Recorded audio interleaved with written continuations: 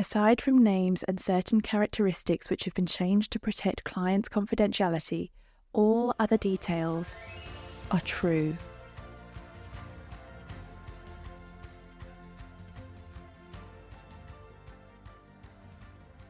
Excited to dive into these 6 steps. I've definitely got something in my brain that I'm like, oh, if I just believed in myself, we'd be able to do this. So I'm sure there will be everyone at home also thinking the same thing. And so I'd love for you to take us through the 6 steps. And I know that the first one is clarity.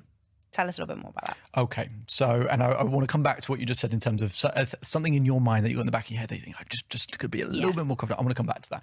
Let's go through the model first. And let's use, I'm going to use a real client recently. I'm going to change their name, but for the purpose of this, we'll call them Zara, okay? Zara. So the 6 self-belief master steps. Zara's come to me, she says, David, look, a couple months back, I've gone through a really difficult breakup. This person's cheated on me. My trust is absolutely blown apart. I feel rejected. I always say rejection breeds obsession. When people get into an obsessive state, that's a really difficult place to be in. Part of that is to be able to redirect some of that obsessive energy into something productive. She goes, I'm really struggling with this, but I'm in a slightly better place, but I don't know how I'm going to connect with people, how I'm going to build my social circle, even the concept of love and connection with people again. That whole thing feels shattered for me. So I need to find some level of confidence in being able to make some strides in that direction. Okay. So the 6 of those steps, as you mentioned, is clarity. I would say clarity brings things closer. So when people are listening to this, I'm going to get, you can do this at home. You've got a piece of pen and paper and write these 6 questions down and actually be able to measure your self-belief. Okay. So clarity, the first question is, are you clear of what you want and who you want to be? How clear are you out of 10? So 10 being, I totally know, absolutely. 0 being, no idea. But the question isn't, are you clear of what you're trying to avoid or what you don't want? Because most people come to me and they'll say, I want self-belief so I don't feel anxious. If I say, don't think of a polar bear, you're thinking of a polar bear. Right. So when we say, our brain can't process negatives, when we say, don't be stressed, don't be this, don't be this, we're just making the situation worse. You've got to be clear of what you do want and who you want to be. So let's say Zara's come to me and Zara's answered the question. She said, maybe a 5. Okay. We get to the second of those steps. It's energy. Energy is the oxygen of self-belief. Without energy, I don't care how good your strategy is. I don't care how smart you are, how attractive you are. Doesn't matter. If your energy is low, not happening. Okay. How much energy do you have compared to how you would like to feel out of 10? Zara thinks about it. She goes, my energy is pretty low. Maybe a 3. Okay. We go to the third step, focus. The ability to focus on solutions, not problems. What's wrong is always available, so is what's right. So the ability to focus on solutions, not problems. So how good are you at focusing on the solution, not the problem? Zara goes, oh my God, this is a nightmare for me. Okay, 3 again, I can't do that. Okay. Right, I'm trying to keep these scores in my head as well so I can add them up in the moment. 5, 3, 3 we've done. Good, yeah. All right. 4th step is triggers, the ability to access self-belief when you need it most. Because we can all have it when we're sat at home watching the TV and we feel good about ourselves. But when we need it is when that goes very quickly and we're like, where the hell's that gone?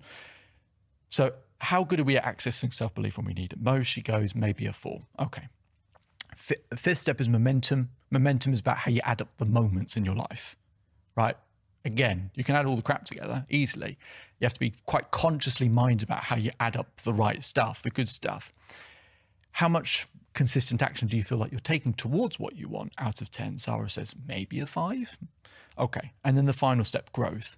At some point, we need to see progress. If we don't feel like we're growing, we tend to feel like we're moving backwards and we feel stuck. Okay. How much do you feel like you're growing towards what you want? Zara goes, no, a 3. Okay. Now, you're going to help me out with what those scores were. So I think we had a 5, we had a 3, that's an 8. Another 3, I think it was 11. A 4, I think it was a 15. Momentum 5, that's a 20. And growth, what was the last score I just gave? I think it was, let's say it was a 3 for argument's sake. Okay, so we got a score of 23. On my website, there's a chart, there's 5 different stages of levels of self-belief. That would put her in the first stage, which is called the learning stage. There's pros and cons about that. Look, there's a long way to go. It's a score of 23 out of 60. So 6 scores out of 10. So it's 23 out of 60. Doesn't sound super high. But in a learning stage, what's good about that is it's like if you haven't been to the gym before and then you start going to the gym, you can make gains really, really quickly, right? Absolutely the same thing with self-belief. So you can make a big change very, very quickly and build self-belief. And there are stages of learning, capable, good, high, and expert. And so it's a job to get her through those stages. You don't have to get to higher expert necessarily, but to get through those stages. But what I can also do with Zara, as I did with her, is ask her, okay, of these 6 areas, which one of these do you have in your mind that you go, if I could improve in that one area, that would make a massive difference to the quality of my life? Just one more thing before you go. So I hope you're enjoying the daily episodes. We put in a lot of work to keep providing content, because to create permanent change needs consistency. To get that consistency, we want to make sure we keep providing you value on a daily basis. But to keep up with that pace, could we ask for one very small favour? If you could take the time to leave a 5-star rating either on Apple Podcasts or Spotify. We'll put a link in the description for you to be able to do so.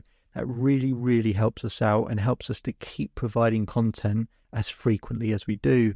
And we'll do one more thing to provide some extra value. If you take a screenshot of your rating or review and send it to selfbeliefchief@gmail.com or DM us on Instagram, I will provide you with a free coaching session with myself. Okay, so it'd be fantastic if you could leave that 5-star rating so we can keep providing content. Just simply click on the link in the description. It'll take you 20 seconds. And if you want to go one step further, take a screenshot of that rating and review, send it to selfbeliefchief@gmail.com or DM us on Instagram, and we'll arrange a free coaching session for you. Hope you enjoy the rest of your day, and see you on the next episode.